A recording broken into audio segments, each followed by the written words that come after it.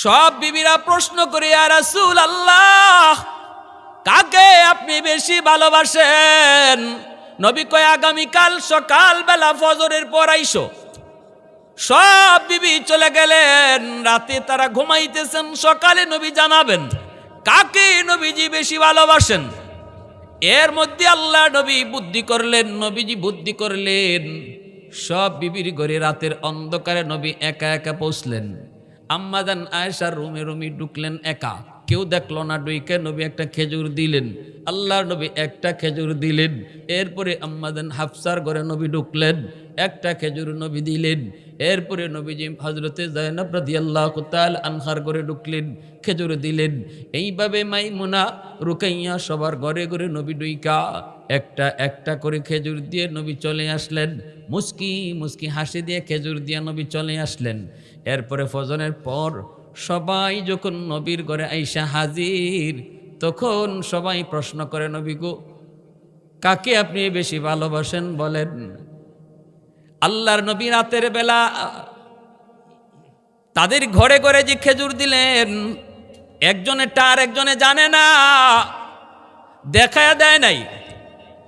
যখনই সবাই একত্রিত হয়ে বলছেন, কাকে আপনি বেশি ভালোবাসেন একটু বলেন, নবীজি বলেন, গত রাত আমি যাকে খেজুর দিয়েছি তাকেই বেশি ভালোবাসি। জোরে কন্যা সুবহানাল্লাহ, আর একটু জোরে সুবহানাল্লাহ। কৌনাইন মুখতার খুদা তুমকো বানায়া, कौनैन मुख्तार खुदा तुमको बनाया, उम्मत का निगाहबान खुदा तुमको बनाया, उम्मत का निगाहबान खुदा तुमको बनाया।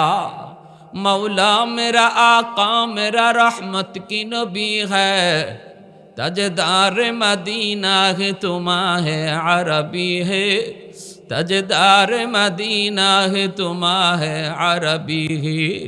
मोहब्बतेर साथे आवाज दिया कोन अल्लाहु আকবার।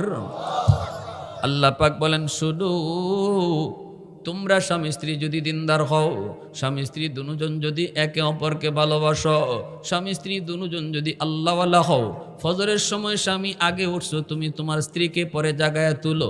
স্ত্রী যদি আগে উঠো, স্বামীকে ডাক দাও।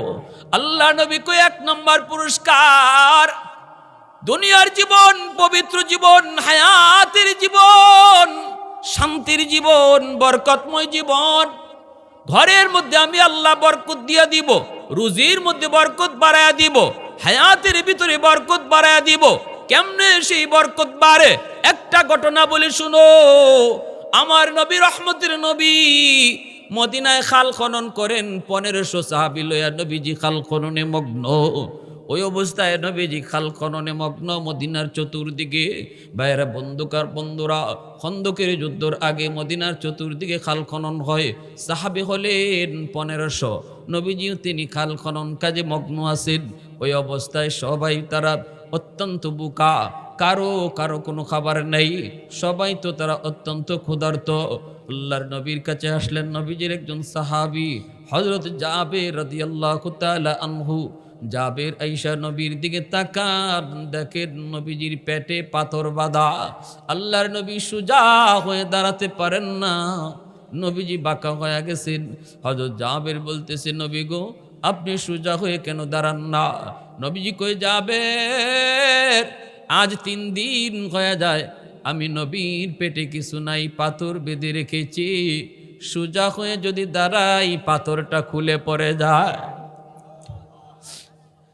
জাবের সোজা দৌড় দিলেন, যায় বলতেছে, বিবি, ও বিবি, ঘরে কিছু আসেনি, তাড়াতাড়ি বলো। আমার রহমতের নবীর পেটে পাথর, আর তোমার আমার ঘরে যদি খানা থাকে, কিয়ামতের ময়দানে আমার আল্লাহর সামনে মুখ দেখানো যাবে না। সাথে সাথে জাবেরের বিবি কয়, স্বামী গো, অল্প কিছু রুটি, অল্প কিছু গোশত আছে, তুমি যে নবীকে দাওয়াত করে আসো, দুপুর বেলা নবীকে দাওয়াত করে আসো। জাবের তিনি দৌড়ায় নবীর কাছে চলে আসলেন। দেখেন, যেমন স্বামী তেমন বিবি, আল্লাহর নবীকে দাওয়াত করবেন। বিবি তাড়াতাড়ি পাঠায় দিছে, নবী গো, যাও গো বিস্বামী, আমরা না খাই না খাবো, তবু আমার রহমতের নবীকে উপাস রাখা যাবে না। জাবের দৌড়ে এসে বলতেছে, ইয়া রাসূলুল্লাহ, দুপুরবেলা আমাদের বাড়িতে আপনার দাওয়াত। আল্লাহর নবী দাওয়াত গ্রহণ করলেন, কিন্তু নবীজি দাওয়াত গ্রহণ করার পর তিনি একটা উঁচা পাথরের উপরে উঠলেন। উইটে নবী এলান শুরু করে দিলেন, সাহাবীরা রে, কে কোথায় আসো? যার যার হাতের তোমরা কোরালটা রেখে দাও, কোদালটা তোমরা রেখে দাও, একটা এলান শোনো। সমস্ত সাহাবীরা তারা কান খাড়া করে নবীর কথা শুনতেছেন। আল্লাহর নবী জাবেরকে পাশে দাঁড় করে বলতেছে, সাহাবীরা শুনো, আজ দুপুর বেলা তোমাদের ভাই জাবের তোমাদেরকে দাওয়াত করেছে। আল্লাহু আকবার, আস্তে কনারো। খাবার আছে মাত্র 4 জনের, নবীকে একা দিছেন দাওয়াত, কিন্তু নবীর পক্ষ থেকে দাওয়াত দিয়া দিছেন 1500। খাবার কয়জনের? 4 জন মানুষের খাবার। আল্লাহ নবী যেই মাত্র 1500 সাহাবীকে দাওয়াত করে দিলেন, জাবেরের চোখগুলা বড় বড় হয়ে গেল, টেনশনে পড়ে গেলেন, খাইরে এখন কি করি, এখন কি করি? খাওয়ান আছে 4-5 জনের, নবী তো 1500 সাহাবীকে দাওয়াত করে দিলেন, কি করব? টেনশনে তার কোনো ঘুম নাই। দৌড় দিয়ে চলে আসলেন বাড়িতে। আইসা বলতেছেন, বিবি গো সর্বনাশ হয়ে গেছে গো বিবি। বিবি বলতেছে, স্বামী গো একটু কও না কি হয়েছে? বলে, আল্লাহর নবী 1500 সাহাবীকে দাওয়াত দিয়ে দিছেন, আমাদের ঘরে তো আছে তুমি বললা 4 জনের খাবার, কিন্তু নবী তো একা দাওয়াত খাইতে পারেন না, তিনি তো রহমতের নবী, মায়ার নবী, উম্মতের দরদি নবী, একা দাওয়াত খাইতে পারেন না। নবীজি দাওয়াত দিয়ে দিছেন 1500 কে। ওগো বিবি একটু বলো বলো, এখন আমরা কি করব? মান ইজ্জত যাবে না থাকবে? বিবি তখন কয়, স্বামী গো টেনশন করো না গো স্বামী, টেনশন করো না, সমাধান আমি দেব। আল্লাহু আকবার, জোরে বলেন, আরো জোরে বলেন আল্লাহু আকবার। মহিলাদেরও বুদ্ধি শুদ্ধি আসেনি না নাই? আছে মি আছে, আছে, ঘরের বিবিরও বুদ্ধি আছে। এজন্য আল্লাহ নবী কয়, ঘরের কাম বিবির সাথে পরামর্শ করে করো, এটা আমার নবীর সুন্নত। বিবির সাথে ঘরের কাম পরামর্শ করে করো, এই কাজের মধ্যে বরকত দিবে কে? আওয়াজ আসতে কেন, জোরে কোন কে? ঘরের কাম বিবির সাথে পরামর্শ করো, বরকত দিবে আল্লাহ। আবার ওই বিবির মনটাও ভরবে, কারণ এই জায়গায় তার কেউ নাই, আপন বলতে কেউ নাই। মা আসে নাই, বাবা আসে নাই, ভাই আসে নাই, বোন আসে নাই, আপন কেউ তার সাথে স্বামীর বাড়িতে আসে নাই রে যুবক। শুধুমাত্র তুমি স্বামীর হাত ধরে চলে এসেছে। যেই মেয়েটা ছোট থেকে বড় হলো, মা বাবা ভাই বোনের মহব্বত পেয়ে পেয়ে, সেই মেয়েটা উপযুক্ত হওয়ার পর স্বামীর হাত ধরে অচেনা জায়গায় চলে আসলো। মা বাবা ভাই বোন যারা ছিল তার নিজের মানুষ, আপন মানুষগুলাকে চিরদিনের জন্য পর বানায়া, স্বামীর বাড়ির মানুষগুলাকে আপন কইরা সারা জীবনের জন্য চলে আসলো। অথচ এই জায়গায় তার আপন কেউ নাই, শুধু স্বামী ছাড়া।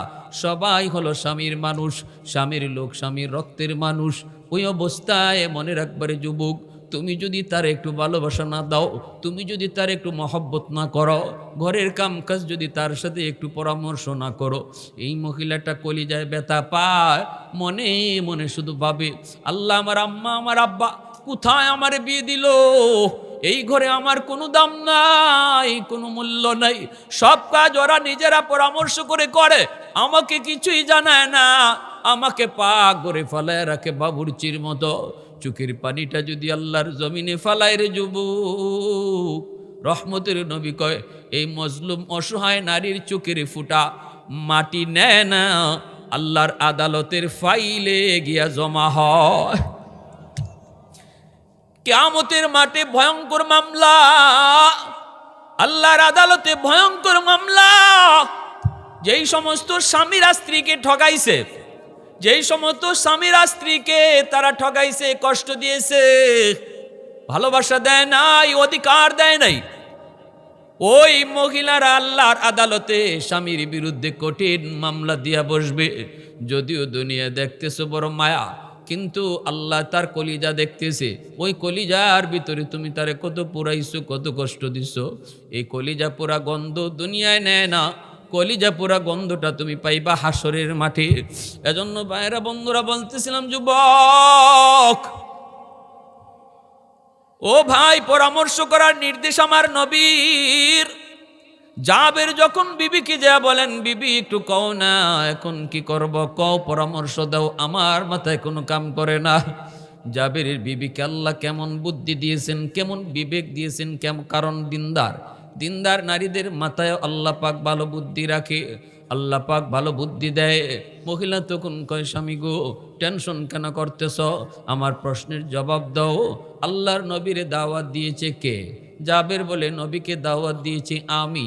এমনি বিবি কয়, 1500 সাহাবিকে দাওয়াত দিয়েছে কে? জাবের কয়, আমি না, নবী। নবী দিছে তাদেরকে দাওয়াত, আর নবী রে দিছি আমি দাওয়াত। এমনি জাবেরের বিবি কয়, যদি আল্লাহর নবী ওদেরকে দাওয়াত দিয়া থাকেন আমাদের কোনো টেনশন নাই। আল্লাহু আকবার। কারণ রহমতের নবী, মায়ের নবী, তিনি তো আল্লাহর দুস্ত। আল্লাহ তার দুস্তের দাওয়াতের ইজ্জত কেমনে রাখবো এটা আল্লাহ বুঝবো। কি রে ভাই, আওয়াজ নাই কেন? আপনারা কি জিমায়া গেছেন নাকি? হ্যাঁ, আল্লাহ তার দুস্তের দাওয়াতের ইজ্জত কেমনে রাখবো এটা আমাদের টেনশন না, এটা আল্লাহ বুঝবো। কেমন ইয়াকিন আর কেমন বিশ্বাস, কেমন জোর, কেমন তার পাওয়ার, ইমানি পাওয়ার থাকলে এমন কথা কয়। এমনি জাবেরের বিবি কই, স্বামী গো যাও তাড়াতাড়ি করে মায়ার নবীকে নিয়ে আসু, সাহাবায়ে কেরামকেও নিয়ে আসু। এই বইলা জাবেরের বিবি জাবের যখন চলে আসলেন নবীজির কাছে, আয়েশা বলতেছেন, ইয়া রাসূলুল্লাহ চলেন গো নবী, দাওয়াত খাইতে চলেন। আল্লাহর নবী দাওয়াত খাওয়ার জন্য রেডি। নবীর সাথে 1500 সাহাবী, তারাও চললেন জাবেরের বাড়িতে দাওয়াত খাবেন। কিন্তু জাবের মনের ভিতরে বড় টেনশন তো হবেই। হায় রে, জানি না ইজ্জত থাকবে না যাবে। আল্লাহর নবী টের পাইছেন জাবেরের মনে টেনশন। নবী তো বিষয়টা বুঝতেছেন। আল্লাহর নবী ডাক নিয়ে কাছে আনলেন, জাবের আমার কাছে আসো। জাবের তো একটু দূরে দূরে থাকতে চায়, মনটা তার মলিন, চেহারার মধ্যে অনেক টেনশন। নবী কাছে আইনা কানে কানে কয়, জাবের টেনশনে পড়ে গেছো বুঝি? নারে জাবের, টেনশন করো না। তোমরা স্বামী স্ত্রী আল্লাহওয়ালা হওয়ার কারণে আল্লাহ আমাকে জানাইছে তোমাদের 4 জনের খানার মধ্যে আল্লাহ বিশাল আকারে বরকত দিয়ে দিবে।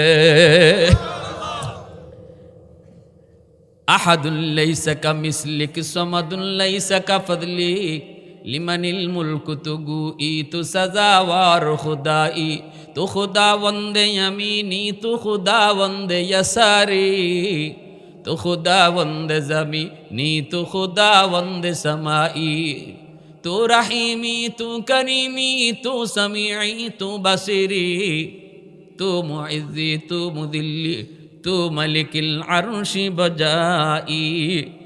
আল্লাহু আকবার, জোরে কোন, মহব্বতের সাথে কোন আল্লাহু আকবার। ভাইরা বন্ধুরা, এইবার কেমন বরকত হইছে একটু শুনবার ইচ্ছা কার কার আছে? একটু হাত তুলে আল্লাহকে দেখান।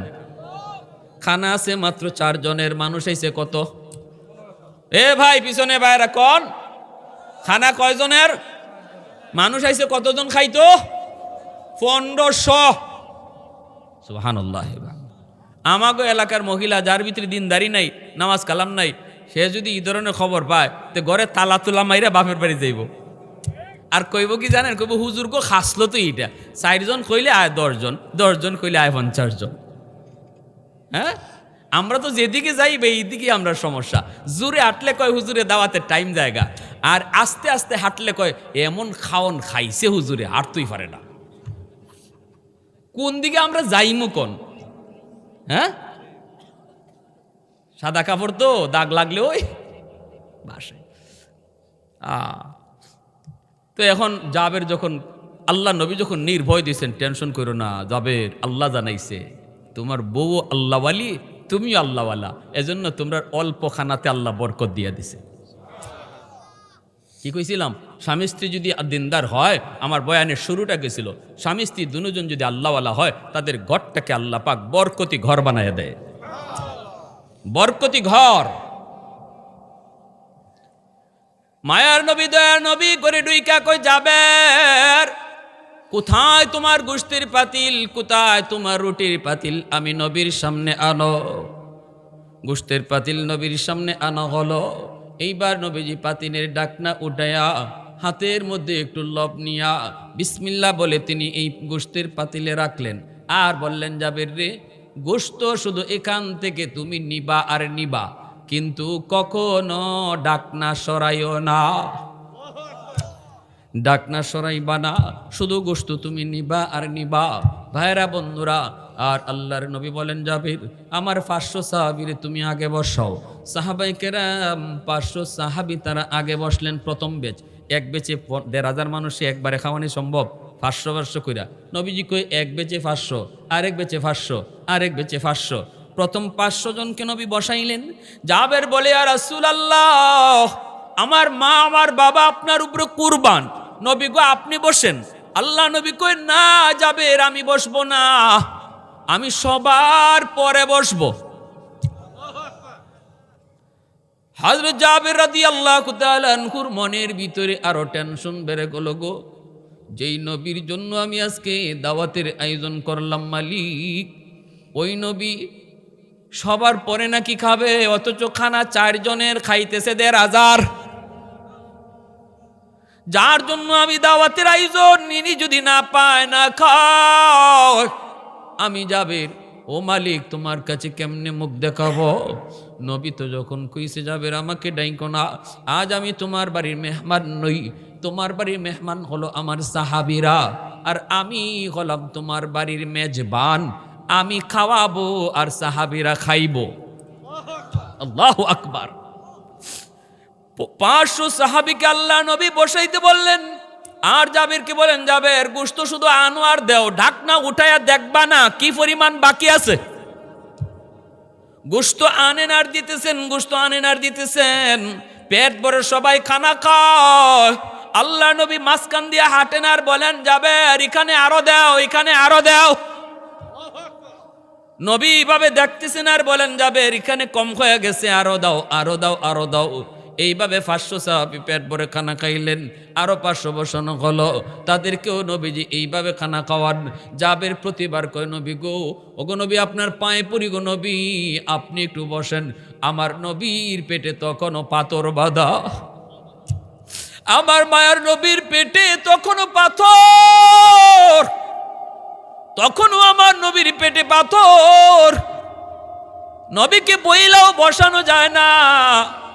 আর জাবেরের মনে তো টেনশন, আল্লাহ শেষে তাকবো নি, আমার নবী খাওয়ার মতো তাকবো নি, কিন্তু কিন্তু আছে আমার নবী কইছে তাকবো।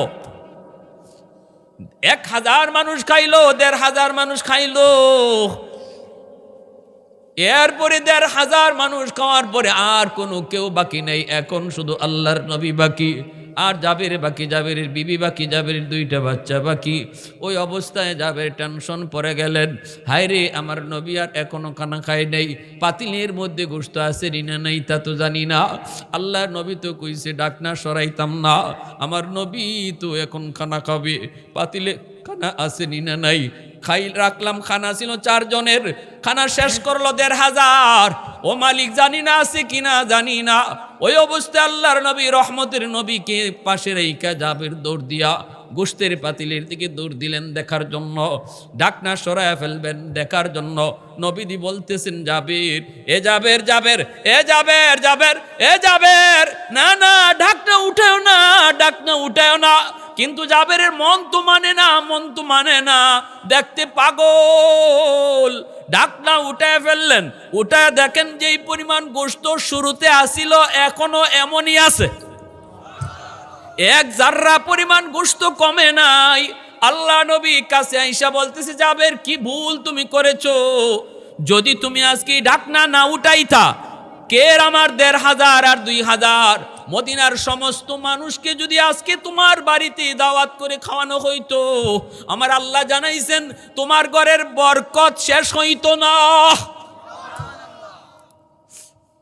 ও জাবের কি ভুল করেছো, কেন তুমি ডাকনা উঠাইছো, ডাকনা উঠাইছো, বরকতের যে লাইন আসমান থেকে ছিল ওই লাইনটা কাট আপ করে ফেলছো। এটা তো আসমান থেকে বাড়ি দাঁড়ার মতোই বরকত আল্লাহ জারি করছিল, ডাকনা উঠানোর কারণে লাইন কেটে গেল। নতুবা আমি নবী এখন বলতাম, জাবের মদিনার সব মানুষকে আজকে তোমার বাড়িতে দাওয়াত খাওয়াবো। আল্লাহু আকবার, জোরে বলেন। তাহলে ভাইরা বন্ধুরা জন্য বলতেছিলাম, স্বামী স্ত্রী দুজন যদি আল্লাহওয়ালা হয়, বরকত বাড়ায় দেখে একটু জোরে বলেন, বরকত বাড়ায় দেখে। এজন্যই বাইরা বলুন তো, ঘরের শান্তির জন্য স্বামী স্ত্রীর ভিতরে দূরত্ব দরকার। স্বামী স্ত্রীর ভিতরে গালাগালি হবে না মহব্বত বাড়বে? মহব্বত কেমনে বাড়ে? কয় নামাজের দ্বারা। মহব্বত কেমনে বাড়ে? আল্লাহ পাকের হুকুম আহকাম মানার দ্বারা। মহব্বত কেমনে বাড়ে? হালাল পথে চলার দ্বারা। এজন্য স্বামীদেরকে বলবো, কখনো হারাম টাকা করে ঢুকায়ও না, ঘুষের টাকা করে ঢুকায়ও না, সুদের টাকা করে ঢুকায়ও না। কোনো দিন স্বামীর স্ত্রীর মধ্যে মহব্বত বাড়বে না। আর যদি হালাল টাকা করে ঢুকায় স্ত্রীকে তুমি খাওয়াও, সন্তানকে বড় করো, এই সন্তানের সাথে বিবির সাথে মহব্বত বাড়ায় দিবে কে? জোরে বলেন কে? এই মেসেজটাও যদি আজকে লইয়া যাই, মাহফিলে আসা যাওয়া বসা সার্থক, ঠিক না? আর বিয়ার আগে যুবক অনুরোধ করে বলি, খালি রং দেখে আর সেরা দেখে বিয়া কইরো না, দিকে আর সম্পদ দিকে বিয়া কইরো না। বিয়া করার আগেই চিন্তা কইরো যে আমার বিবি যে আসতেছে সে যদি আল্লাহওয়ালা হয়, আমার ঘরটারে আল্লাহ বরকতের ঘর বানাইয়া দিবে, আমার বাচ্চাগুলিরে আল্লাহ দিনদার আল্লাহওয়ালা বানাবে। অতএব বিবিটারে আনার সময় একটু খেয়াল রাখো, সে আল্লাহওয়ালি কিনা, নামাজি কিনা, দিনদার কিনা, কোরআন পড়ে কিনা, শরী পর্দা মান্যা চলে কিনা, এই জিনিসটা খেয়াল করে বিয়া শাদী কইরো। আল্লাহ আমাদের সবাইকে তৌফিক দান করুন।